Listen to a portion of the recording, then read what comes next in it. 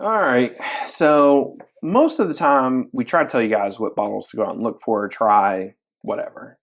But we're going to give you all today 10 bottles just to flat out pass on.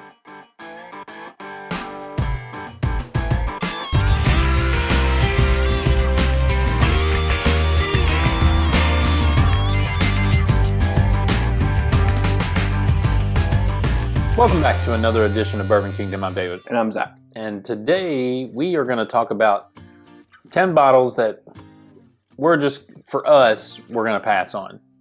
If we saw them, we're probably not going to buy them.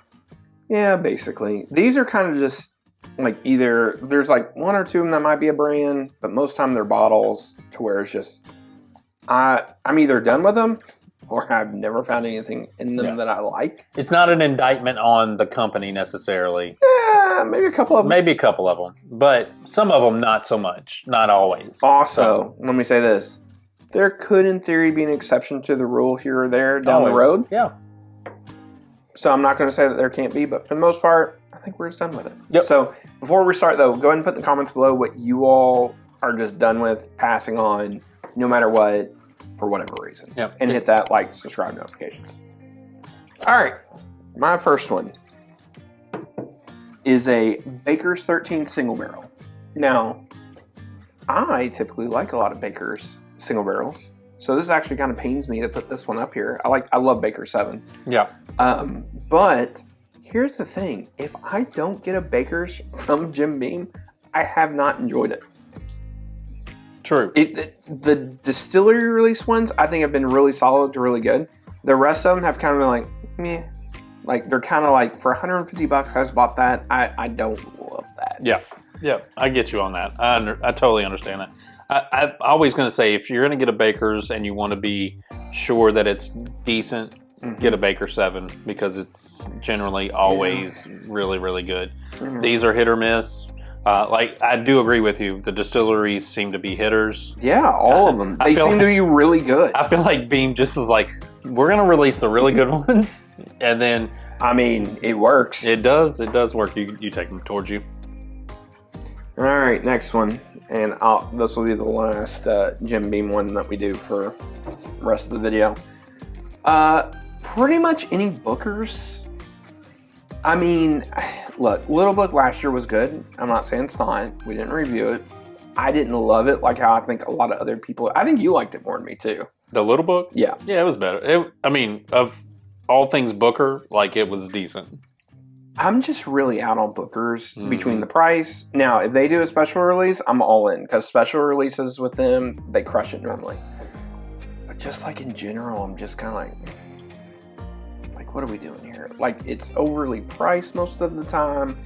It's overly hot most of the time. It's hard just to even find one that we enjoy. But did you enjoy Storytime with Dave? Storytime with Dave was always a good time. With the Bookers. Yeah. If you did enjoy it, or you haven't seen it, go back and look at Storytime with Dave, and then we might start reviewing Booker again just for Storytime with Dave. Other than that, I'm good. I don't want to go back and enjoy Storytime with Dave to review it. Other than that, it is what it is. All right. Next one on the list. Pretty much anything that is a Woodford Club Bottle specialty release. One exception. They have that double oak sherry or whatever it is. They have some kind of weird, I don't know if it's a sherry finish one or whatever it is. Yeah. I do want to try that. And if I could get my hands on it and it wasn't like $300, I would actually try that review. Yeah. This is the batch proof, the 118.4. I don't necessarily even hate this one. And I know everybody's going to be like, oh, look how much you drank out of it. This was there was about 12 people drinking out of this one. So there was a lot of people drinking out of this one that night. With that being said, these are really overpriced for what they are. If this was more around $80, I think you would be okay spending it. I think that's a whole totally different conversation. These are around $150, $160. These are not cheap. And the fact that I'm spending that much money on it, and I'm just like... Generally speaking, because the bottle is cool... Fine. No, I like the bottle. I do like the bottle. you wish that the liquid would match the bottle inside, and generally it doesn't. And so it makes you want to pass on it every time you see it. It's like, I agree. Yeah. I'll be honest with you. I don't think I've met one of these. I wouldn't have rather just had a Woodford Double Oak. Yeah. Like if I'm being honest, I know it's maybe a little bit of a hot take, but like I don't. I'll take that hot take. I love Woodford Double Oak. Y'all know, you know how I feel about Woodford Double Oak. All right, next one. Whistle Pig. Now, I could pick a lot of bottles for Whistle Pig. I'm just going to say in general, Whistle Pig.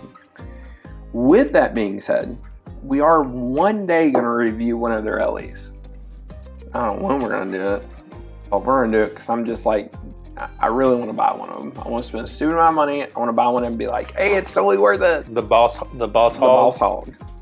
I mean, it is a cool looking bottle. It is a cool packaging. It's not a cool price. No, it's ain't not. None of these cool prices. I really want one of those piggy bank bottles. Oh yeah, the piggy bank bottles. But they're like $200. Yeah, they're not cheap or whatever ridiculous price they are. None of the Whistle Pig stuff. The Boss Hog is more than that, isn't it? Yeah, it's like $500. Yeah, but my point is like none of this stuff is cheap, and I don't even necessarily think the quality of rye is bad in a lot of these. With that being said, you can go out and get so much cheaper, better rye for what it is. Yeah. Like this being 18 years old at 92 proof, this is ridiculously expensive. Still, Austin rye is better. Michter's rye is better. Old Forester rye is way better. Green River rye is way better. Yeah. There is so many other, and you get 5 to 10 of these bottles for some of these prices. Yep, I agree with that. All right, next one. Dave's favorite distillery. Gosh, you can hardly see the lighting on that one. I think if you've been in Whiskey Tube at all, you know what this bottle is. Make sure you watch the B-roll of it. Yeah. This is the Willet 8-year wheated.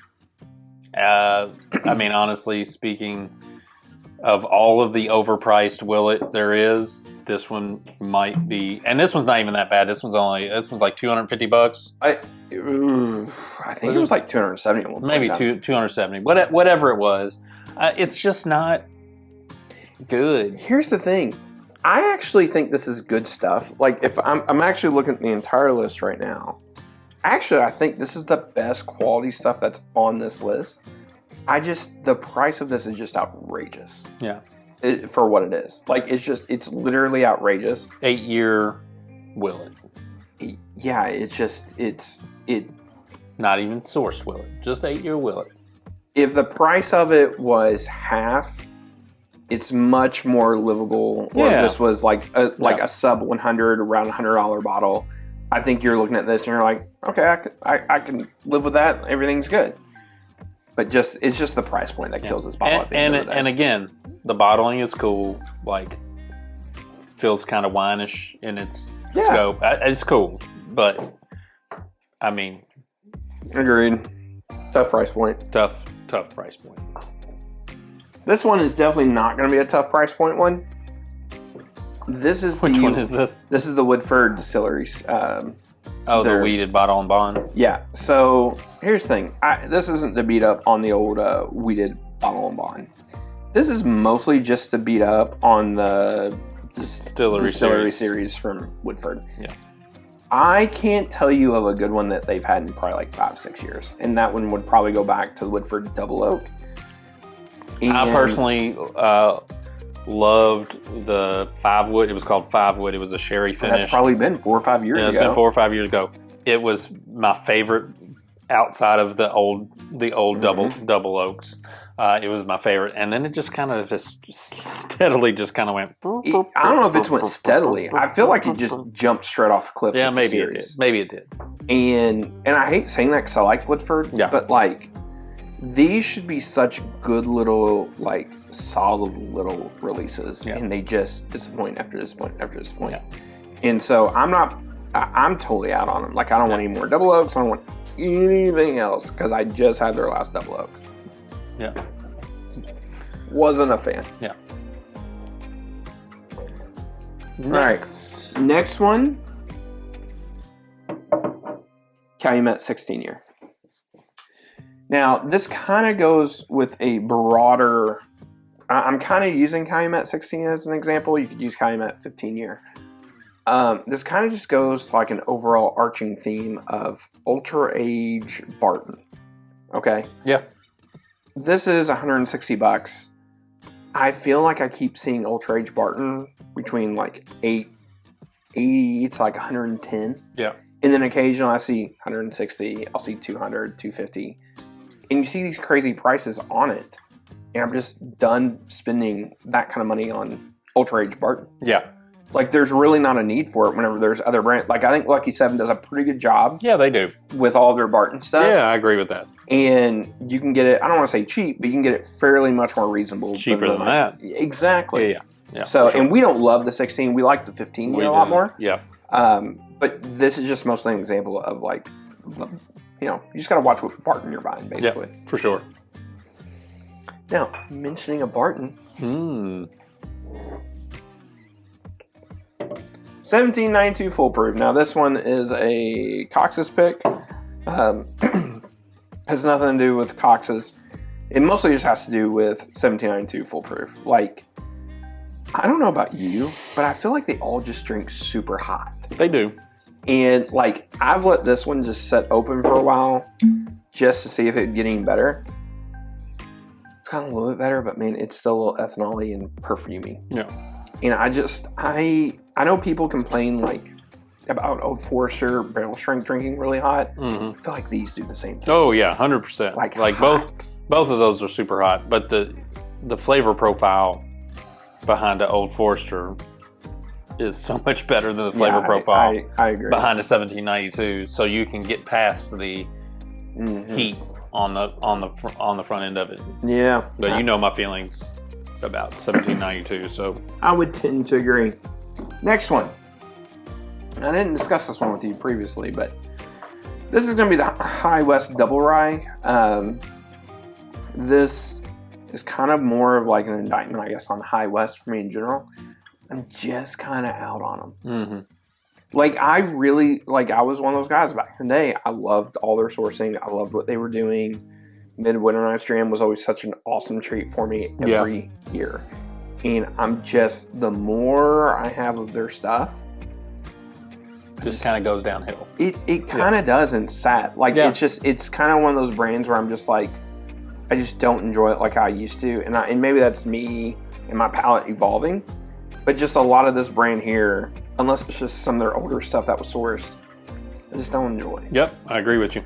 So, I mean, there's not much else to say about it. It is what it is. And then last one. I don't know if I can reach it. I hate this one too. I dislike it. This is the Remus Gatsby. So I think we even did a video of this a couple years ago whenever they were first coming out about how much I was just so much looking forward to it. Yeah. And I've sampled this bottle out so much. This is the batch one of it. This is the 97.8 proof. I had last year's. I think last year's was maybe a little bit better.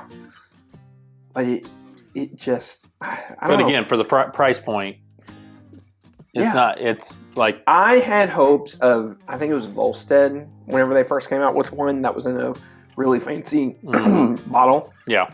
And that was phenomenal. I love that one. Yeah. I've not loved the Gatsby. No, not really love the Gatsby. Love the name, love the bottle. Yep. But just don't love the whiskey inside, so. Yeah, for sure. But, all right, so that was our 10 we would pass on. Again, let us know in the comments below what you all think, if there is something worth passing on that most people don't, or whatever. So, yeah. All right, till next time. We'll see you. We'll see you.